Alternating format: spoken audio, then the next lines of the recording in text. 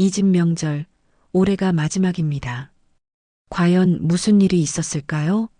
수십 년간 가족을 위해 희생해온 평범한 시어머니의 이 폭탄 선언 뒤에는 놀라운 이야기가 숨어 있었습니다. 매년 추석과 설날이면 새벽부터 밤늦게까지 혼자서 온 가족의 식사를 준비하고 상을 차리고 설거지까지 도맡아 해왔던 그녀. 하지만 이번 추석은 달랐습니다. 작은 거짓말 하나가 발단이 되어 수십 년간 쌓인 모든 것이 폭발하게 되었거든요.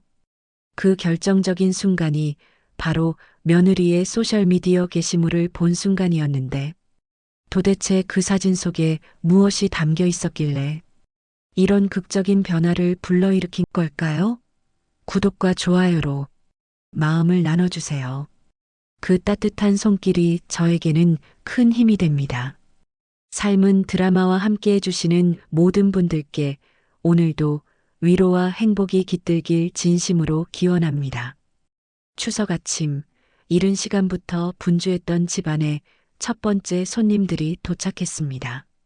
현관문이 열리자마자 들려오는 발걸음 소리에 거실에 앉아있던 가족들의 시선이 일제히 입구 쪽으로 향했습니다. 큰아들 민수와 함께 들어서는 은지의 모습이 눈에 들어왔을 때 거실에 있던 모든 사람들이 동시에 작은 탄성을 내뱉었습니다. 그녀의 왼팔에는 두툼한 흰색 붕대가 팔꿈치부터 손목까지 단단히 감겨 있었고 마치 깁스를 한 것처럼 보였습니다. 어머님, 안녕하세요. 은지가 조심스럽게 인사를 건넸지만 그녀의 목소리에는 평소와 다른 조심스러움이 묻어났습니다. 왼팔을 몸에 바짝 붙인 채로 걸어오는 모습이 마치 깨지기 쉬운 도자기처럼 보였습니다. 아이고, 그 팔은 어쩐 일이야? 시어머니가 놀란 얼굴로 물었습니다. 거실에 앉아있던 시누이들도 하나둘 일어나 은지 주변으로 모여들었습니다. 며칠 전에 집 계단에서 살짝 넘어졌어요. 은지가 미안한 듯한 표정으로 대답했습니다. 별것 아닌데 병원에서 일주일 정도는 무리하지 말라고 하더라고요. 그녀의 말투는 평소보다 한층 더 조심스러웠고 마치 자신의 실수를 사과하는 듯 했습니다. 아유, 큰일 날 뻔했네. 작은 시누이가 혀를 차며 말했습니다. 명절에 이런 일이 생기다니 정말 속상하겠어요. 은지는 고개를 숙이며 죄송하다는 말을 연신 반복했습니다. 추석 준비도 못 도와드리고 정말 죄송해요. 그녀의 목소리에는 진심 어린 미안함이 담겨 있었습니다. 그 순간 거실의 분위기가 확연히 바뀌었습니다. 시어머니는 물론이고 시누이들까지 모두 한 목소리로 은지를 위로하기 시작했습니다. 아니야, 무슨 소리야. 다친 몸으로 오기만 해도 고마운데. 시어머니가 따뜻한 미소를 지으며 말했습니다. 넌 그냥 앉아있기만 해도 돼. 맞아요, 언니. 팔 아픈데 무슨 일을 해요. 작은 시누이가 은지의 어깨를 살짝 두드리며 말했습니다. 우리가 다 할 테니까 걱정하지 마세요. 은지의 얼굴에 안도의 표정이 스쳐 지나갔습니다. 그녀는 조심스럽게 소파에 앉으며 붕대 감은 팔을 무릎 위에 살며시 올려놓았습니다. 마치 상처받은 새처럼 조심스러운 모습이었습니다. 그런데 이 모든 상황을 지켜보던 시어머니의 마음은 복잡했습니다. 큰 며느리가 다쳤다는 것은 분명 안타까운 일이었지만 동시에 추석 준비의 모든 부담이 고스란히 자신의 몫이 될 것이라는 현실이 무겁게 다가왔습니다. 과연 작은 며느리 수진이와 시누이들이 적극적으로 나서서 도울까요? 시어머니는 속으로 한숨을 쉬었습니다. 매년 반복되는 이 상황을 너무나 잘 알고 있었기 때문입니다. 어머니, 저희가 다 준비할게요. 작은 며느리 수진이가 밝은 목소리로 말했지만 시어머니에게는 그 말이 그저 공허하게 들렸습니다. 지난 몇 년간의 경험으로 미루어 볼 때 결국 대부분의 일은 자신이 혼자 해야 할 것이 분명했습니다. 은지가 소파에 앉아 있는 동안 다른 가족들은 하나둘씩 각자의 자리로 흩어져 갔습니다. 남편은 안방으로 들어가 텔레비전을 켰고 아들들은 거실에서 스마트폰을 보기 시작했습니다. 시누이들도 은지를 위로한 뒤에는 자연스럽게 자신들만의 이야기를 나누기 시작했습니다. 결국 부엌으로 향하는 발걸음은 시어머니 혼자뿐이었습니다. 냉장고 문을 열며 오늘 하루 준비해야 할 음식들을 떠올리니 벌써부터 어깨가 무거워졌습니다. 전을 부치고 나물을 무치고 국을 끓이고 상을 차리고 설거지까지 모든 일이 고스란히 자신의 몫이었습니다. 어머니, 뭔가 도울 일 없을까요? 은지가 부엌 입구에서 조심스럽게 물었습니다. 하지만 그녀의 왼팔은 여전히 붕대로 단단히 감겨 있었고 그 모습을 본 시어머니는 고개를 저을 수밖에 없었습니다. 아니야, 괜찮아. 넌 그냥 쉬어.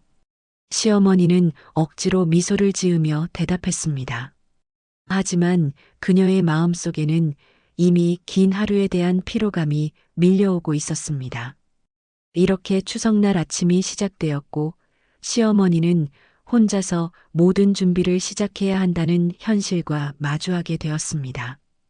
가족들의 웃음소리가 거실에서 들려오는 가운데 부엌에서는 오늘 하루를 책임져야 할 한 사람의 무거운 한숨소리만이 조용히 흘러나왔습니다. 추석 전날 밤 시어머니는 하루 종일 이어진 음식 준비로 녹초가 되어 거실 소파에 털썩 주저앉았습니다. 온몸이 쑤시고 아팠지만 그래도 내일을 위해서는 조금이라도 더 휴식을 취해야 했습니다. 무심코 손에 든 휴대폰을 켜자 화면에 여러 개의 알림이 떠 있었습니다. 평소에는 크게 신경 쓰지 않던 사회관계망 서비스 알림들이었는데 오늘따라 유독 눈에 들어왔습니다. 그 중에서도 큰 며느리 은지의 게시물 알림이 가장 최근에 올라와 있었습니다. 궁금한 마음에 은지의 프로필을 클릭해 들어갔습니다. 평소에도 가끔씩 며느리들의 근황을 확인하곤 했지만 오늘은 왠지 더 자세히 들여다보고 싶었습니다. 아마도 팔을 다친 상황에서 어떻게 지내고 있는지 궁금해서였을 것입니다. 화면을 아래로 스크롤하자 가장 최근에 올린 사진이 눈에 들어왔습니다. 시간을 확인해 보니 바로 몇 시간 전 오늘 저녁에 올린 것이었습니다. 사진 속 은지는 환한 미소를 지으며 친구들과 함께 와인잔을 들고 건배하는 모습이었습니다. 잠깐 이상하다. 시어머니는 눈을 비비며 화면을 다시 자세히 들여다봤습니다. 사진 속 은지가 와인잔을 들고 있는 손이 분명히 왼손이었기 때문입니다. 그런데 오늘 집에 왔을 때는 왼팔에 붕대가 감겨 있었는데 사진 속에서는 멀쩡하게 움직이고 있었습니다. 더 자세히 살펴보니 은지가 입고 있는 옷도 낯익었습니다. 오늘 집에 왔을 때 입었던 그 베이지색 블라우스가 분명했습니다. 심지어 목걸이와 귀걸이까지 똑같았습니다. 시어머니의 심장이 빨리 뛰기 시작했습니다. 혹시나 하는 마음에 사진에 태그된 위치 정보를 확인해 보니 집 근처의 한 이탈리아 레스토랑이었습니다. 개시 시간도 명확했습니다. 오후 8시 30분. 은지가 집을 떠난 지 불과 2시간 후였습니다. 친구들아, 오늘도 고생했어. 맛있는 와인으로 힐링 타임. 해시태그로는 친구들과의 시간, 와인 한 잔, 행복한 저녁 등이 달려 있었습니다. 그런데 가장 충격적인 것은 댓글들이었습니다. 언니 팔은 괜찮아. 한 친구가 댓글을 달았고 은지는 이모티콘과 함께 대답했습니다. 별거 아니야, 과장된 것 같아. 웃는 얼굴 표정과 함께 시어머니는 휴대폰을 들고 있는 손이 떨리는 것을 느꼈습니다. 하루 종일 혼자서 음식을 준비하며 은지를 걱정했던 자신이 갑자기 바보같이 느껴졌습니다. 팔이 아파서 도울 수 없다고 했던 그 말들이 모두 거짓이었다는 것을 깨달은 순간이었습니다. 더 충격적인 것은 다른 사진들이었습니다. 스크롤을 내려보니 지난주에 올린 사진들도 있었는데 그 중에는 헬스장에서 운동하는 모습, 친구들과 함께 볼링을 치는 모습까지 있었습니다. 모두 양팔을 자유자재로 사용하는 모습들이었습니다. 시어머니는 천천히 휴대폰을 내려놓았습니다. 가슴 한쪽이 먹먹해지는 것을 느꼈습니다. 슬픔보다는 모욕감이 먼저 밀려왔습니다. 자신이 그렇게 호락호락해 보였던 것일까요? 아니면 단순히 며느리 눈에는 시어머니의 수고로움 따위는 전혀 중요하지 않은 것이었을까요? 문득 오늘 하루가 떠올랐습니다. 새벽부터 장을 보러 나가고 하나하나 손질해서 음식을 만들고 상을 차리고 설거지까지 혼자서 다 했던 그 시간들. 그 사이 은지는 소파에 편안히 앉아서 텔레비전을 보거나 스마트폰을 만지고 있었습니다.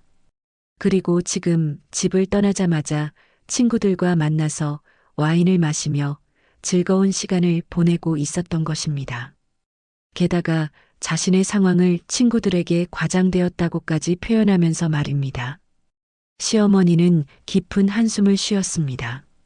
수십 년간 명절 때마다 반복해왔던 이 상황들이 새삼 허무하게 느껴졌습니다.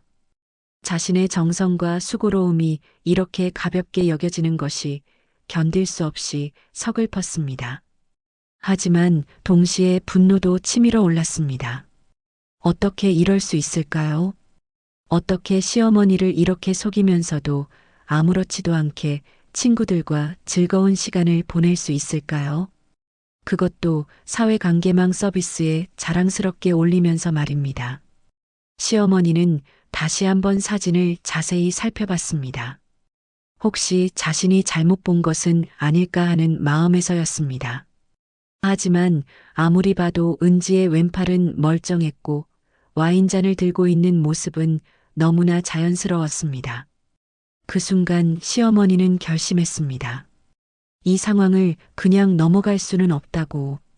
내일 가족들이 모두 모인 자리에서 이 이야기를 꺼내야겠다고 마음먹었습니다. 더 이상 자신만 바보가 되어서는 안 되겠다는 생각이 들었습니다.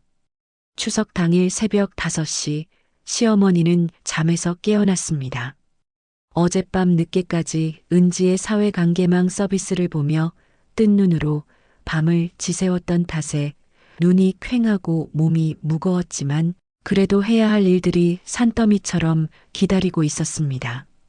부엌에 들어서자마자 어제 준비해둔 재료들이 눈에 들어왔습니다. 전을 부칠 부침가루, 각종 나물들, 아직 손질하지 못한 고기와 생선들, 모든 것이 자신의 손길을 기다리고 있었습니다.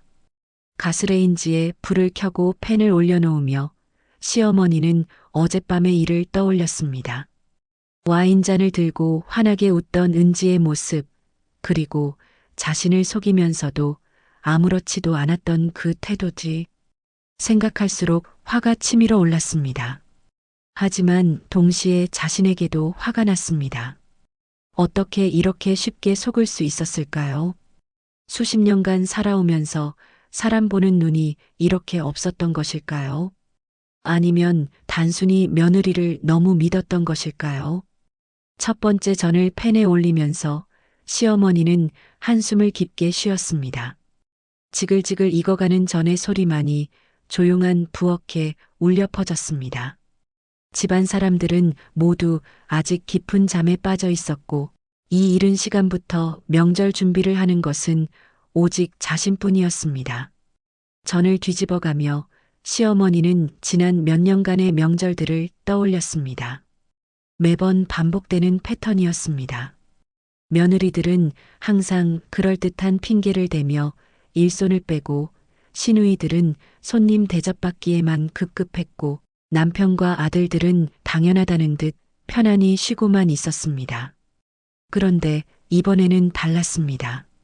단순히 게을러서 일을 안 하는 것이 아니라 아예 거짓말로 자신을 속인 것이었습니다. 이것은 차원이 다른 문제였습니다. 아침 9시가 되자 하나둘씩 가족들이 일어나기 시작했습니다. 가장 먼저 나타난 것은 작은 아들과 작은 며느리 수진이었습니다. 수진이는 부엌에서 혼자 분주히 움직이고 있는 시어머니를 보며 미안한 듯 말했습니다. 어머니, 제가 도와드릴게요. 하지만 시어머니는 이미 대부분의 일을 끝내놓은 상태였습니다. 고맙긴 하지만 이미 늦었다는 생각이 들었습니다. 괜찮아. 이미 다 했어. 시어머니는 담담하게 대답했습니다. 수진이는 잠시 머뭇거리다가 거실로 나가버렸습니다. 역시나 진짜로 도와주려는 의지는 없었던 것 같았습니다. 10시쯤 되자 큰아들 가족이 나타났습니다. 은지는 여전히 왼팔에 붕대를 감고 있었고 조심스럽게 걸어오는 모습이었습니다. 하지만 시어머니 눈에는 그 모든 것이 연기로만 보였습니다. 어머니, 안녕하세요. 은지가 공손하게 인사했지만 시어머니는 냉담하게 고개만 끄덕였습니다. 어젯밤에 본 사진들이 자꾸만 떠올랐기 때문입니다. 팔은 좀 어때? 시어머니가 일부러 물었습니다. 은지는 고개를 숙이며 대답했습니다. 아직 좀 아파요. 움직이기가 힘들어서요. 그 순간 시어머니는 참을 수 없는 분노를 느꼈습니다. 어떻게 이렇게 뻔뻔스럽게 거짓말을 할 수 있을까요? 어젯밤까지도 친구들과 와인을 마시며 즐거워했으면서 어떻게 이렇게 태연하게 아픈 척을 할 수 있을까요? 점심 준비를 하면서 시어머니는 계속해서 은지의 행동을 관찰했습니다. 정말로 팔이 아픈 사람처럼 조심스럽게 움직이고 무거운 것은 절대 들지 않으려 하고 심지어 물잔도 오른손으로만 들었습니다. 연기력이 정말 대단했습니다. 하지만 가끔씩 방심하는 순간들이 있었습니다. 휴대폰을 볼 때는 양손을 자연스럽게 사용하거나 웃으며 이야기할 때는 왼팔을 자연스럽게 움직이는 모습을 보이기도 했습니다. 그럴 때마다 시어머니는 분노가 치밀어 올랐습니다. 점심상을 차리고 가족들이 둘러앉았을 때 시어머니는 혼자서 모든 음식을 가져다 놓았습니다. 은지는 미안한 듯 바라보기만 했고 다른 가족들은 당연하다는 듯 기다리고만 있었습니다. 식사 중에 남편이 말했습니다. 여보, 수고했어. 음식이 정말 맛있네. 하지만 그 말조차 시어머니에게는 공허하게 들렸습니다. 수고했다는 말 한마디로 모든 것이 해결되는 것일까요? 은지도 덧붙여 말했습니다. 어머니, 정말 죄송해요. 제가 도와드리지 못해서 팔만 괜찮았어도. 그 말을 들으며 시어머니는 속으로 쓴웃음을 지었습니다. 정말 훌륭한 연기였습니다. 식사를 마치고 설거지를 할 때도 마찬가지였습니다. 은지는 부엌 입구에서 미안한 표정으로 바라보기만 했습니다. 도와드리고 싶은데 팔이 아파서 물을 만질 수가 없어요. 시어머니는 묵묵히 설거지를 했습니다. 그러면서 마음속으로는 계속해서 분노가 쌓여갔습니다. 이 모든 상황이 거짓말 위에 세워진 것이라는 사실이 견딜 수 없었습니다. 오후에는 친척들이 찾아왔습니다. 은지는 친척들에게도 팔 다친 이야기를 했고 모든 사람들이 그녀를 위로하고 걱정해 주었습니다. 시어머니만 혼자서 차를 우리고 과일을 깎고 상을 차리는 동안 은지는 편안히 앉아서 사람들과 이야기를 나누었습니다. 저녁이 되어서야 친척들이 돌아갔고 집안은 다시 조용해졌습니다. 시어머니는 하루 종일 쉴 틈 없이 움직인 탓에 온몸이 아팠습니다. 하지만 무엇보다 마음이 아팠습니다. 자신이 이렇게 우습게 여겨지고 있다는 사실이 서글펐습니다. 그날 밤 시어머니는 방에 들어가서 다시 한번 은지의 사회관계망 서비스를 확인했습니다. 어젯밤의 사진들이 여전히 그대로 있었고 친구들의 댓글들도 그대로였습니다. 이것이 현실이었습니다. 자신은 하루 종일 속고 있었던 것입니다. 추석 저녁 마지막 설거지를 끝내고 부엌을 정리한 시어머니는 지친 몸을 이끌고 방으로 들어갔습니다. 온종일 서서 일한 탓에 다리는 퉁퉁 부어 있었고 허리는 뻣뻣하게 굳어 있었습니다. 하지만 몸의 고통보다 마음의 상처가 더 깊었습니다. 방문을 닫고 침대에 앉은 시어머니는 휴대폰을 꺼냈습니다.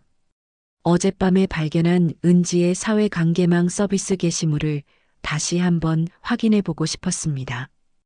혹시나 자신이 잘못 본 것은 아닐까 하는 마지막 희망을 품고 있었기 때문입니다. 하지만 화면에 나타난 사진들은 여전했습니다. 와인잔을 들고 환하게 웃는 은지의 모습, 그리고 멀쩡한 왼팔. 시간까지 명확했습니다. 어제 저녁 8시 30분. 집을 떠난 지 불과 몇 시간 후였습니다. 시어머니는 천천히 화면을 캡처하기 시작했습니다. 먼저 은지가 와인잔을 들고 있는 사진을 저장했습니다. 그 다음에는 친구들과 함께 찍은 단체 사진도 저장했습니다. 모든 사진에서 은지의 왼팔은 자유자재로 움직이고 있었습니다. 가장 결정적인 증거는 댓글이었습니다. 친구가 팔은 괜찮냐고 물었을 때 은지가 별거 아니라고 과장된 것 같다고 답한 그 댓글까지 캡처했습니다. 이것으로 충분했습니다. 더 이상의 증거는 필요하지 않았습니다. 사진들을 저장하면서 시어머니의 마음은 복잡했습니다. 분노와 서글픔, 그리고 배신감이 뒤섞여 있었습니다. 어떻게 이럴 수 있을까요? 어떻게 시어머니를 이렇게 우롱할 수 있을까요? 그때 방 밖에서 목소리가 들려왔습니다. 큰 며느리와 작은 며느리가 대화하는 소리였습니다. 시어머니는 문에 가까이 다가가서 귀를 기울였습니다. 언니, 오늘도 어머니 혼자 다 하시게 됐네요. 작은 며느리 수진이의 목소리였습니다. 미안한 듯 하면서도 어딘지 모르게 가벼운 어조였습니다. 그러게요. 저도 도와드리고 싶었는데 팔이 이래서. 은지의 목소리가 들렸습니다. 하지만 그 목소리에는 진정한 미안함이 느껴지지 않았습니다. 오히려 어딘지 모르게 만족스러워하는 듯한 뉘앙스가 있었습니다. 근데 언니 팔 정말 많이 아파요. 수진이가 물었습니다. 시어머니는 숨을 죽이고 대답을 기다렸습니다. 뭐 그럭저럭이요. 병원에서는 일주일 정도 조심하라고 했으니까. 은지의 대답이었습니다. 그런데 그 뒤에 이어진 말이 시어머니의 심장을 얼어붙게 만들었습니다. 솔직히 말하면 명절 때마다 일하는 거 정말 싫었거든요. 특히 어머니가 완벽주의셔서 우리가 하면 다시 하시잖아요. 그럴 바에야 아예 안 하는 게 낫다고 생각했어요. 수진이가 작은 목소리로 웃었습니다. 언니 정말 영리해요. 저도 다음에는 그런 식으로 해야겠어요.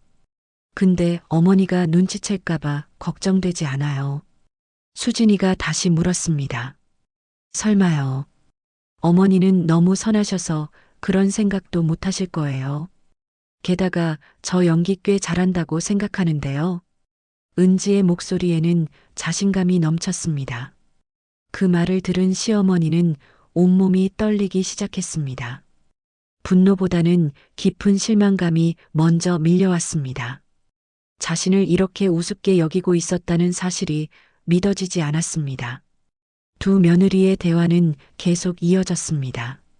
내년에도 이런 식으로 하자는 둥, 어머니는 혼자 하는 것을 좋아하시는 것 같다는 둥, 자신들을 정당화하는 말들을 주고받았습니다.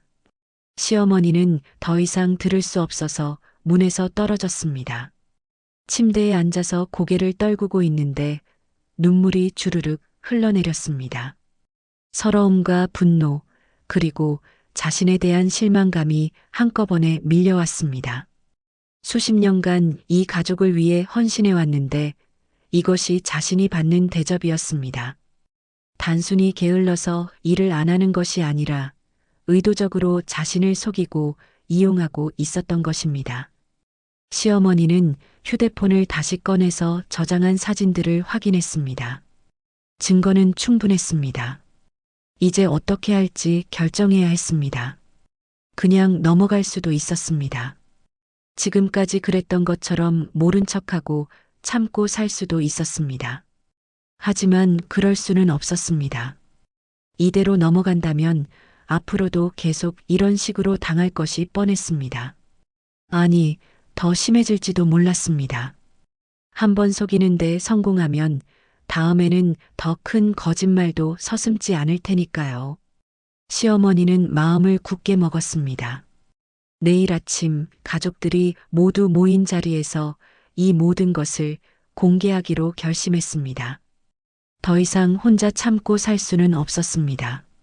자신도 당당하게 말할 권리가 있었습니다. 밤이 깊어가면서 집안은 조용해졌습니다. 하지만 시어머니는 쉽게 잠들 수 없었습니다. 내일 일어날 일들을 생각하니 가슴이 두근거렸습니다. 분명히 큰 파란이 일어날 것이었습니다. 하지만 더 이상 피할 수는 없었습니다. 새벽까지 뒤척이며 보낸 시어머니는 마침내 결심을 굳혔습니다. 오랫동안 참아왔던 것들을 모두 터뜨릴 때가 온 것입니다. 이제는 자신을 위해서도 이 가족의 미래를 위해서도 진실을 말해야 할 때였습니다. 휴대폰 속에 저장된 사진들이 내일의 열쇠가 될 것이었습니다. 거짓말의 증거들이 담긴 그 사진들로 시어머니는 마침내 자신의 목소리를 낼 수 있게 될 것이었습니다. 추석 다음 날 점심시간 가족들은 어제 남은 음식으로 상을 차리고 둘러앉았습니다. 평소와 같이 화기애애한 분위기였습니다. 남편은 신문을 보며 느긋하게 앉아 있었고 아들들은 스마트폰을 만지작거리고 있었습니다. 며느리들도 편안한 표정으로 대화를 나누고 있었습니다. 특히 은지는 여전히 왼팔에 붕대를 감고 있으면서도 어제보다는 한결 편안해 보이는 모습이었습니다. 아마도 자신의 연기가 완벽하게 성공했다고 생각하고 있는 것 같았습니다. 시어머니는 묵묵히 밥을 먹으면서 적당한 타이밍을 기다리고 있었습니다. 마음속으로는 계속해서 어젯밤에 들었던 대화들이 떠올랐습니다. 자신을 선하다고 그래서 속이기 쉽다고 했던 그 말들이 계속해서 귓가에 맴돌았습니다. 식사가 거의 끝나갈 즈음 시어머니는 조용히 수저를 내려놓았습니다. 그리고 천천히 입을 열었습니다. 얘들아, 나 한마디만 할게. 시어머니의 목소리는 평소보다 단단했습니다. 가족들은 갑자기 진지해진 분위기에 놀라서 시어머니를 바라봤습니다. 무슨 일이세요, 어머니? 큰아들 민수가 조심스럽게 물었습니다. 시어머니는 천천히 휴대폰을 꺼내 들었습니다. 그 모습을 본 은지의 얼굴이 순간적으로 굳어졌습니다. 마치 불길한 예감이 드는 듯 했습니다. 시어머니는 휴대폰 화면을 켜고 어제 저장해둔 사진을 찾았습니다. 그리고 그것을 가족들이 볼 수 있도록 테이블 가운데에 놓았습니다. 이거 어제 내가 친구들과 찍은 사진이지. 시어머니의 목소리는 차갑고 단호했습니다. 사진 속에서 은지는 환한 미소를 지으며 와인잔을 왼손으로 들고 있었습니다. 순간 식탁 위에 정적이 흘렀습니다. 은지의 얼굴은 하얗게 질렸고 다른 가족들은 사진을 뚫어져라 쳐다보며 상황을 파악하려 했습니다. 깁스한 팔이 반대네요. 시어머니가 계속해서 말했습니다. 어제 저녁 8시 30분에 올린 사진인데 왼팔로 와인잔을 들고 있어요. 그런데 우리 집에서는 왼팔이 아파서 아무것도 못한다고 했었죠. 은지는 입을 벌렸다 다물었다 하면서 아무 말도 하지 못했습니다. 변명할 말을 찾으려 했지만 너무나 확실한 증거 앞에서는 어떤 말도 무력했습니다. 남편과 아들들도 놀란 표정으로 사진을 바라봤습니다. 특히 큰아들 민수는 아내를 믿을 수 없다는 듯한 눈으로 쳐다봤습니다. 그리고 시어머니는 두 번째 폭탄을 터뜨렸습니다. 댓글도 있어요. 친구가 팔은 괜찮냐고 물어봤더니 별거 아니래요. 과장된 것 같다고 답했더라고요. 이 말을 들은 순간 식탁의 분위기는 완전히 얼어붙었습니다. 단순히 몸이 아픈 것이 아니라 의도적으로 거짓말을 했다는 것이 명확해진 것입니다. 시어머니는 휴대폰을 다시 집어들며 마지막 한마디를 준비했습니다. 가슴이 두근거렸지만 이제 되돌릴 수는 없었습니다. 수십 년간 참아온 것들을 모두 쏟아낼 때가 온 것입니다. 이 집 명절, 올해가 마지막이야. 시어머니의 목소리에는 흔들림이 없었습니다. 앞으로 나 혼자 이런 짓 안 해요. 내년부터는 각자 알아서 하세요. 가족들은 모두 충격받은 표정으로 시어머니를 바라봤습니다. 이런 강한 어조로 말하는 시어머니를 본 적이 없었기 때문입니다. 나도 이제 쉬어야겠어요. 시어머니가 마지막으로 덧붙였습니다. 그 말 속에는 수십 년간 쌓인 피로와 서운함이 모두 담겨 있었습니다. 은지는 여전히 아무 말도 하지 못했습니다. 자신의 거짓말이 들통난 것도 충격이었지만 시어머니가 이렇게 단호하게 나오는 것은 전혀 예상하지 못했던 일이었습니다. 작은 며느리 수진이도 바들바들 떨고 있었습니다. 어젯밤 은지와 나눈 대화가 떠올랐기 때문입니다. 혹시 그것도 들켰을까봐 불안했습니다. 시누이들은 서로 눈치를 보며 어떻게 반응해야 할지 몰라 했습니다. 평소에 시어머니가 워낙 순한 성격이라고 생각했었는데 이렇게 강하게 나오는 모습이 낯설었습니다. 남편도 당황한 기색이 역력했습니다. 아내가 이렇게 강하게 나서는 것을 본 적이 없었기 때문입니다. 평소에는 모든 것을 조용히 감내하던 아내가 갑자기 변한 것 같아서 어리둥절했습니다. 시어머니는 천천히 자리에서 일어났습니다. 할 말은 다 했으니 이제 그만 일어나고 싶었습니다. 더 이상 이 자리에 있고 싶지 않았습니다. 그런데 그 순간 큰아들 민수가 조심스럽게 입을 열었습니다. 어머니, 잠깐만요. 이야기를 좀 더 해요. 하지만 시어머니는 고개를 저었습니다. 더 이상 할 말은 없어요. 내가 말한 것이 전부예요. 그리고 방으로 들어가려고 돌아섰습니다. 그때 은지가 떨리는 목소리로 말했습니다. 어머님, 저는 시어머니는 돌아보지도 않고 대답했습니다. 변명은 필요 없어요. 사진이 모든 걸 말해주고 있으니까요. 그리고 그대로 방으로 들어가 문을 닫았습니다. 식탁에 남겨진 가족들은 서로 바라보기만 할 뿐 아무도 말을 하지 못했습니다. 시어머니의 폭탄 선언은 이 집안에 큰 파장을 불러일으킬 것이 분명했습니다. 시어머니가 방으로 들어간 후 식탁에는 무거운 침묵만이 흘렀습니다. 아무도 감히 먼저 입을 열지 못했습니다. 휴대폰에 남겨진 사진이 여전히 화면에 떠 있었고 그것이 모든 것을 말해주고 있었습니다. 은지는 고개를 푹 숙인 채 손을 부들부들 떨고 있었습니다. 평소 자신만만했던 모습은 온데간데 없이 사라지고 마치 벼랑 끝에 몰린 듯한 표정이었습니다. 붕대를 감은 왼팔이 이제는 더욱 무겁게 느껴졌습니다. 가장 먼저 입을 연 것은 큰아들 민수였습니다. 그의 목소리는 믿을 수 없다는 듯 떨리고 있었습니다. 은지야, 이게 정말이야. 정말로 팔이 안 아픈 거야. 남편의 질문에 은지는 여전히 고개만 숙이고 있을 뿐이었습니다. 대답할 수 없었습니다. 어떤 변명을 해도 사진 앞에서는 무력했으니까요. 시누이들도 하나둘씩 수군거리기 시작했습니다. 정말 믿을 수 없다는 듯 서로 눈짓을 주고받았습니다. 평소에 은지를 좋게 보지 않았던 큰 시누이는 혀를 차며 말했습니다. 아이고, 정말 어이가 없네. 어머니를 어떻게 이렇게 속일 수 있어요. 작은 시누이도 덧붙였습니다. 언니가 어떤 분인지 알면서 어떻게 이런 짓을 할 수 있어요.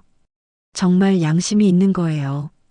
시아버지도 심각한 표정으로 며느리를 바라봤습니다. 평소에 온화한 성격이었지만 이번 일은 용납하기 어려웠습니다. 아내가 얼마나 힘들게 명절 준비를 해왔는지 누구보다 잘 알고 있었기 때문입니다. 은지야, 이건 정말 심각한 문제야. 시아버지의 목소리도 평소와 달리 엄숙했습니다. 어머니한테 어떻게 이런 짓을 할 수 있어? 그제서야 은지가 떨리는 목소리로 입을 열었습니다. 어머님, 저는, 하지만 말이 제대로 나오지 않았습니다. 어떤 변명을 해도 설득력이 없을 것 같았습니다. 작은 아들 진호가 조심스럽게 말했습니다. 어머니, 너무 속상하셨죠? 우리가 그렇게 생각한 거 아니에요. 하지만 그의 말도 공허하게 들렸습니다. 결과적으로는 모두 은지의 거짓말에 속아서 어머니 혼자 모든 일을 하게 만들었으니까요. 시어머니의 목소리가 방 안에서 들려왔습니다. 아니에요. 여러분들은 정확히 그렇게 생각했고 그렇게 행동했어요. 문을 사이에 두고도 시어머니의 단호한 어조가 전해졌습니다. 시어머니의 말은 계속 이어졌습니다. 내가 지금 이 나이에 무슨 칭찬을 바라는 줄 알아요. 아니에요. 다만 나도 사람 대접은 받고 싶었어요. 그 말을 듣는 순간 가족들의 마음에는 깊은 죄책감이 밀려왔습니다. 특히 며느리들은 자신들의 행동을 돌이켜보며 얼굴이 화끈거렸습니다. 작은 며느리 수진이는 어젯밤 은지와 나눈 대화가 떠올라서 더욱 불안했습니다. 혹시 그 대화도 시어머니가 들었을까봐 두려웠습니다. 만약 들켰다면 자신도 은지와 마찬가지로 비난받을 것이 뻔했습니다. 큰아들 민수는 아내에게 다가가서 말했습니다. 은지야, 정말 왜 이런 짓을 했어? 어머니한테 가서 사과드려야 해. 하지만 은지는 여전히 말을 하지 못했습니다. 그때 시아버지가 일어서며 말했습니다. 내가 가서 어머니랑 이야기해 볼게. 이 상황을 그냥 넘어갈 수는 없어. 하지만 시어머니의 방문은 굳게 닫혀 있었습니다. 시아버지가 문을 두드려도 대답이 없었습니다. 아마도 더 이상 이야기하고 싶지 않다는 뜻인 것 같았습니다. 식탁에서는 여전히 어수선한 분위기가 계속되었습니다. 은지는 계속해서 고개를 숙이고 있었고 다른 가족들은 서로 눈치만 보고 있었습니다. 작은 시누이가 은지에게 말했습니다. 정말 실망이에요. 언니가 이런 분인 줄 몰랐어요. 어머니가 얼마나 힘드실지 생각해 본 적 없어요. 은지가 드디어 입을 열었습니다. 죄송해요. 정말 죄송해요. 하지만 그 사과가 진심인지는 의문이었습니다. 들키지 않았다면 계속 그렇게 했을 것이 뻔했으니까요. 큰 시누이가 날카롭게 말했습니다. 미안하다고 해서 해결되는 문제가 아니에요. 어머니가 얼마나 상처받으셨을지 생각해봐요. 시아버지가 다시 돌아와서 말했습니다. 어머니가 문도 안 열어주시네. 정말 많이 상심하신 것 같아. 그의 목소리에도 걱정이 묻어났습니다. 그때 작은 아들 진호가 말했습니다. 형수님, 정말 어머니한테 가서 무릎 꿇고 사과드려야 해요. 이건 정말 심각한 문제예요. 하지만 은지는 여전히 머뭇거리고 있었습니다. 사과를 하러 가기에는 자신의 잘못이 너무 컸고 시어머니의 분노도 너무 컸습니다. 결국 가족들은 각자 흩어지기 시작했습니다. 아무도 이 상황을 해결할 방법을 찾지 못했습니다. 시어머니는 방에서 나오지 않았고 은지는 계속해서 침묵을 지키고 있었습니다. 그날 저녁 집안 분위기는 최악이었습니다. 평소 같으면 시어머니가 저녁을 차려주었을 텐데 이번에는 그럴 수 없었습니다. 가족들은 각자 알아서 간단히 때우는 수밖에 없었습니다. 시어머니의 선언이 단순한 화풀이가 아니라는 것을 모두가 깨달았습니다. 정말로 더 이상 예전과 같지 않을 것이라는 확신이 들었습니다. 이 집안에는 돌이킬 수 없는 변화가 시작된 것입니다. 그날 저녁 시어머니는 평소보다 일찍 방으로 들어갔습니다. 가족들의 시선을 느끼며 거실을 지나갈 때도 고개를 들지 않았습니다. 더 이상 그들과 마주하고 싶지 않았습니다. 방문을 닫고 침대에 누워보니 가슴 한쪽이 뻥 뚫린 것 같았습니다. 수십 년간 마음속에 쌓여있던 무거운 짐을 드디어 내려놓은 기분이었습니다. 물론 마음이 편하다고 할 수는 없었지만 적어도 더 이상 혼자 속으로만 사귀지 않아도 된다는 안도감이 있었습니다. 문 밖에서는 여전히 웅성거리는 소리가 들려왔습니다. 가족들이 오늘 일에 대해 이야기하는 소리였을 것입니다. 하지만 시어머니는 더 이상 그것들이 궁금하지 않았습니다. 무슨 말을 하든 이미 선을 그었으니까요. 창밖을 보니 달이 밝게 떠 있었습니다. 추석의 보름달이었습니다. 매년 이맘때면 가족들과 함께 달을 보며 이런저런 이야기를 나누곤 했는데 이번에는 혼자 보고 있었습니다. 그런데 이상하게도 외롭지 않았습니다. 오히려 평온했습니다. 시어머니는 옷을 갈아입고 이불을 덮었습니다. 몸에 피로가 밀려왔지만 마음은 한결 가벼워진 것 같았습니다. 명절이 처음으로 자신이 주인공이 된 기분이었습니다. 지금까지는 항상 뒷전이었는데 오늘만큼은 모든 관심이 자신에게 쏠려 있었습니다. 물론 좋은 의미의 관심은 아니었지만 그래도 자신의 존재감을 확실하게 각인시켰다는 점에서는 만족스러웠습니다. 더 이상 투명인간 취급받지 않아도 될 것 같았습니다.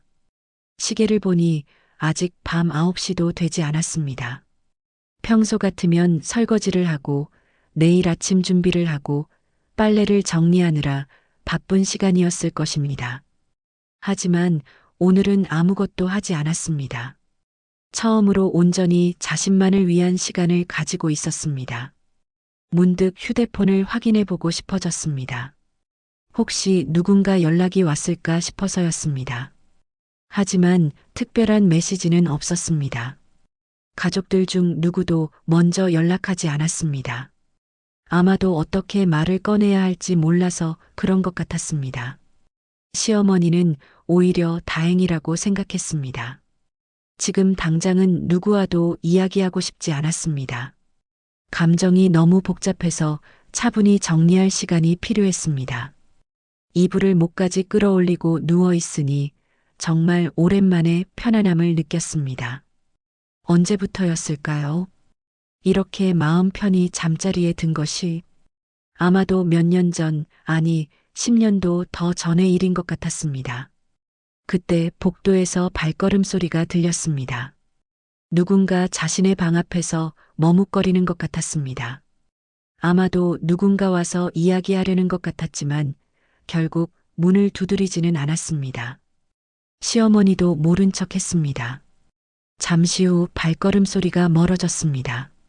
아마도 포기하고 돌아간 것 같았습니다. 시어머니는 속으로 씁쓸하게 웃었습니다.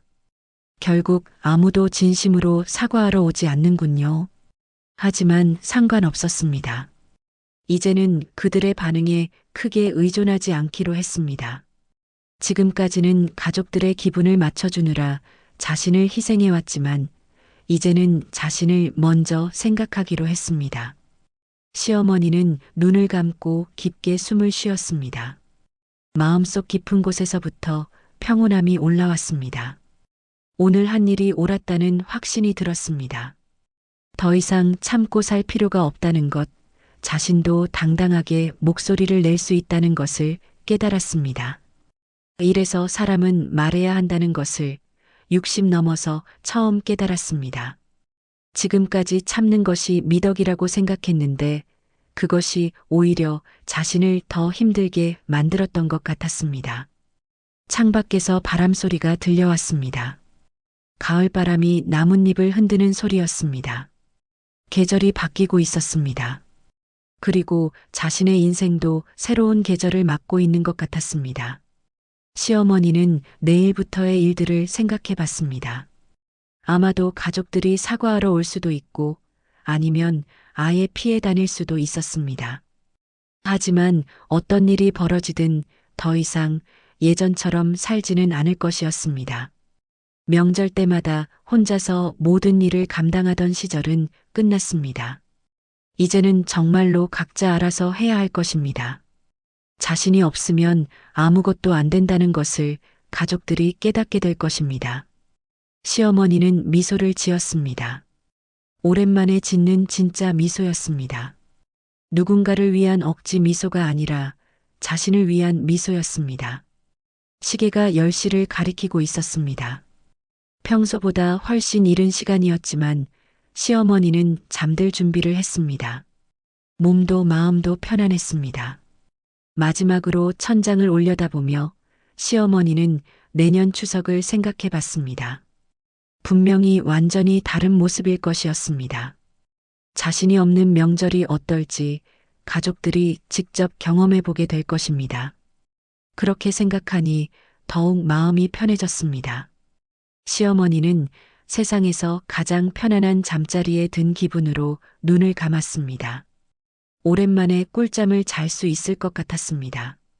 그해 겨울이 지나고 다시 설날이 다가왔습니다. 시어머니는 작년 추석 이후로 단 한 번도 명절 준비에 대해 언급하지 않았습니다. 가족들도 어떻게 말을 꺼내야 할지 몰라서 서로 눈치만 보고 있었습니다. 설날 일주일 전 시어머니는 갑자기 여행 가방을 꺼내기 시작했습니다. 그 모습을 본 남편이 조심스럽게 물었습니다. 여보, 어디 가려고 하는 거야? 남편의 목소리에는 불안감이 묻어 있었습니다. 혹시나 하는 예감이 들었기 때문입니다. 제주도에 한 달 살기 해보려고요. 시어머니는 담담하게 대답했습니다. 고등학교 동창들이랑 같이 가기로 했어요. 남편은 당황했습니다. 설날인데 어떻게 가족을 두고 여행을 갈 수 있냐는 말을 하려다가 작년 추석일이 떠올라서 입을 다물었습니다. 시어머니는 계속해서 짐을 쌌습니다. 평소 명절 때 입던 한복도 앞치마도 가방에 넣지 않았습니다. 대신 편안한 운동복과 여행용 옷들만 챙겼습니다. 아들들이 하나둘씩 집에 전화를 걸어왔습니다. 어머니가 설날에 여행을 간다는 소식을 들었기 때문입니다. 어머니, 정말 가시는 거예요? 큰아들 민수가 전화로 물었습니다. 그의 목소리에는 당황스러움이 가득했습니다. 그래요. 벌써 예약도 다 했어요. 시어머니는 차분하게 대답했습니다. 아들의 만류도 예상하고 있었습니다. 그럼 우리는 어떻게 해요? 명절 음식은 누가 만들고요? 민수가 다급하게 물었습니다. 지금까지 어머니가 모든 것을 해왔기 때문에 다른 방법을 생각해 본 적이 없었습니다. 각자 알아서 하세요. 작년에 말했잖아요. 시어머니의 목소리는 단호했습니다. 1년 전에 한 말을 그대로 실행하고 있는 것 뿐이었습니다. 작은아들 진호도 전화를 걸어왔습니다. 형과 마찬가지로 어머니를 만류하려 했지만 시어머니의 결심은 확고했습니다. 어머니, 한 번만 더 생각해 보세요. 우리가 잘못했어요. 진호가 애원하는 목소리로 말했습니다. 이미 늦었어요. 작년에 기회가 있었는데 그때 진심으로 사과하지 않았잖아요. 시어머니는 냉정하게 대답했습니다. 실제로 작년 추석 이후 가족들의 태도에는 큰 변화가 없었습니다. 처음 며칠 동안은 미안해하는 듯 했지만 시간이 지나면서 다시 예전으로 돌아갔습니다. 특히 은지는 한 번도 제대로 된 사과를 하지 않았습니다. 시어머니는 며느리들에게 간단한 문자 메시지를 보냈습니다. 올해는 나 없이 명절 준비 잘하세요. 더 이상의 설명은 필요 없다고 생각했습니다. 은지에게서는 답장이 오지 않았습니다. 아마도 뭐라고 답해야 할지 몰라서 그런 것 같았습니다. 작은 며느리 수진이는 죄송하다는 짧은 답장을 보내왔지만 시어머니는 크게 개의치 않았습니다. 설날 당일 아침 시어머니는 새벽 기차를 타고 제주도로 떠났습니다. 고등학교 동창 5명이 함께하는 여행이었습니다. 모두 비슷한 나이의 할머니들이었지만 마음만큼은 20살짓이었습니다. 기차 안에서 친구들과 이런저런 이야기를 나누며 시어머니는 오랜만에 웃음을 터뜨렸습니다. 진심 어린 웃음이었습니다. 누군가 눈치를 볼 필요도 없고 일어나서 뭔가를 준비할 필요도 없었습니다. 친구 중 한 명이 물었습니다. 정말 괜찮아? 가족들 놔두고 와서. 시어머니는 고개를 끄덕이며 대답했습니다. 네, 이제야 제 인생을 사는 것 같아요. 제주도에 도착해서 숙소에 짐을 풀고 친구들과 함께 맛있는 음식을 먹으며 시어머니는 생각했습니다. 지금 이 순간 집에서는 어떤 일이 벌어지고 있을까? 아마도 아들들과 며느리들이 모여서 당황해하고 있을 것입니다. 누가 음식을 만들지, 어떻게 상을 차릴지 서로 미루고 있을지도 모르겠습니다. 하지만 시어머니는 전혀 마음이 아프지 않았습니다. 오히려 통쾌했습니다. 자신이 없으면 아무것도 할 수 없다는 것을 이제야 깨닫게 될 것이니까요. 저녁에 해변가를 산책하며 시어머니는 파도 소리를 들었습니다. 기차 창밖 풍경을 보며 웃고 있던 것처럼 지금도 미소를 지을 수 있었습니다. 이제야 진짜 내 삶이 시작되는 것 같았습니다. 친구들은 시어머니의 결정을 지지해 주었습니다. 잘했다고, 이제라도 자신을 위해 살라고 격려해 주었습니다. 그런 친구들과 함께 있으니 마음이 더욱 든든했습니다. 한 달 동안 제주도에서 보낸 시간은 정말 소중했습니다. 매일 아침 늦잠을 자고 친구들과 맛있는 것을 먹고 아름다운 곳들을 구경하고 아무 걱정 없이 웃을 수 있었습니다. 시어머니는 일기장에 적었습니다. 오늘도 행복했다. 이렇게 행복할 수 있다는 것을 60 넘어서 처음 알았다. 앞으로도 이렇게 살고 싶다.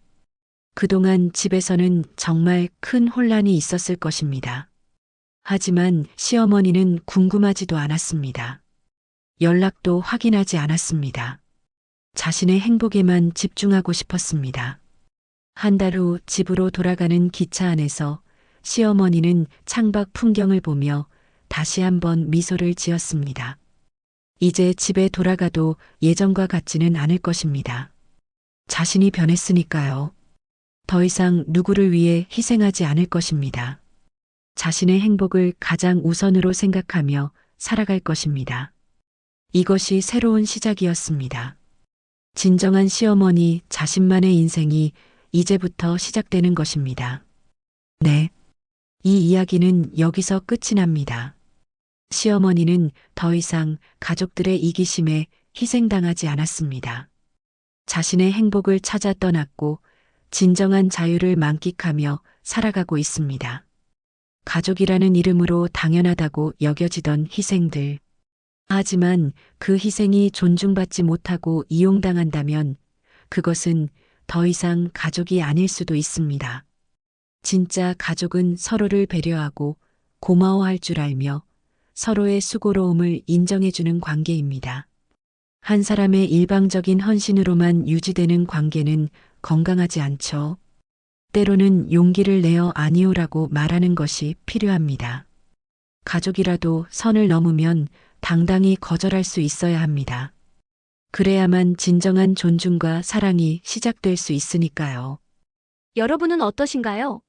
오늘 내용이 흥미로우셨다면 구독과 좋아요 꼭 눌러주시면 좋겠습니다. 감사합니다.